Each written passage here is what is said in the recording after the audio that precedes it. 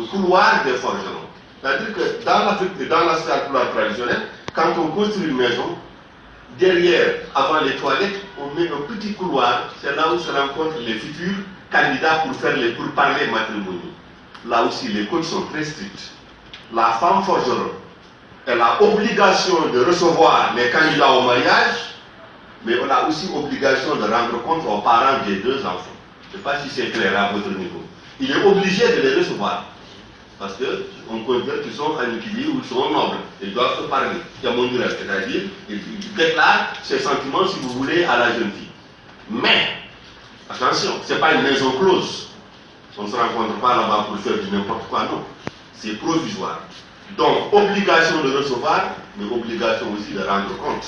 De dire aux parents des jeunes enfants, vos enfants se rencontrent chez moi. Bien sûr que les deux candidats ne vont pas arriver au même lieu. L'on va venir 20 minutes après, la fille va faire un grand tour, elle va venir s'installer. Au moment de partir aussi, c'est la fille qui va avant, après l'on prend un autre chemin. C'est des codes culturels très stricts. Donc sur le plan de la culture, nos parents ont bel et bien prévu des espaces de liberté où la liberté individuelle peut s'exprimer sans que l'individu soit, si vous voulez, inquiété. J'ai encore d'autres espaces, mais le temps ne nous permet pas.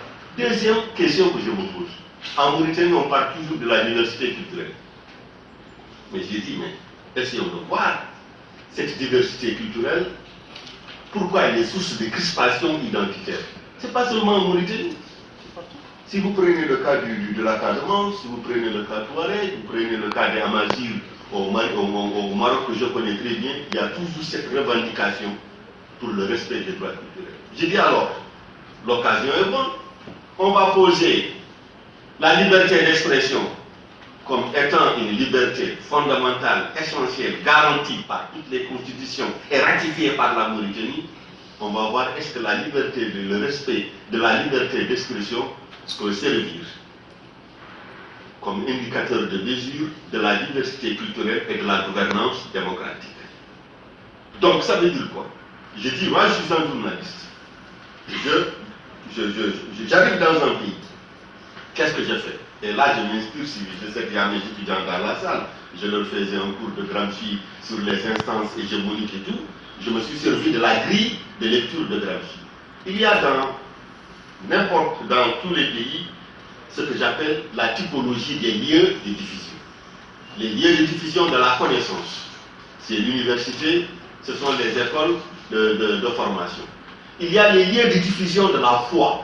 C'est les mosquées. On ne parlera pas d'église en Mauritanie. Je considère que les Mauritaniens sont musulmans à 100%. Il y a les lieux de diffusion des informations. Il y a les lieux de diffusion de la culture, tels que les maisons de jeux. Il y a aussi les lieux de diffusion du pouvoir. Il y a les lieux de diffusion de la justice. Quand je pose ces lieux de diffusion, je prends mon carnet, je prends des indicateurs. Je dis, est-ce que toutes les communautés culturelles ont accès à ces lieux de diffusion de la citoyenneté?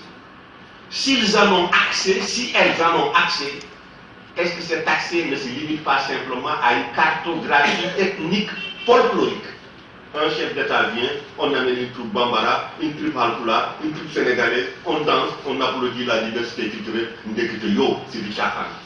Donc je dis deuxièmement, il faut savoir que, est-ce qu'à l'école, on enseigne dans une langue? Deuxième indicateur, la langue. Est-ce que la langue qui est parlée, les gens comprennent bien la langue? Est-ce que celui qui parle, il fait la falsification de l'histoire dans les manuels d'histoire, ou est-ce qu'il donne une bonne information qui peut, si vous voulez, convaincre les Mauritaniens? C'est malheureux de le constater. 98% des Mauritaniens ne regardent les médias nationaux que pour simplement le Conseil des ministres. Ça, tout le monde le sait.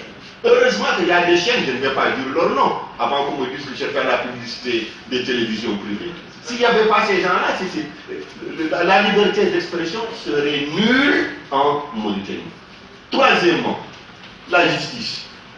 Est-ce qu'au niveau de la justice, on me parle dans une langue, on me demande de signer un papier? Est-ce que je sais lire ce que je suis en train de signer? Est-ce que je sais lire? On me demande de participer aux élections. Est-ce que j'ai la capacité culturelle de décoder un programme? Ou bien est-ce que je dois simplement voter sur la base tribale, régionale, féodale?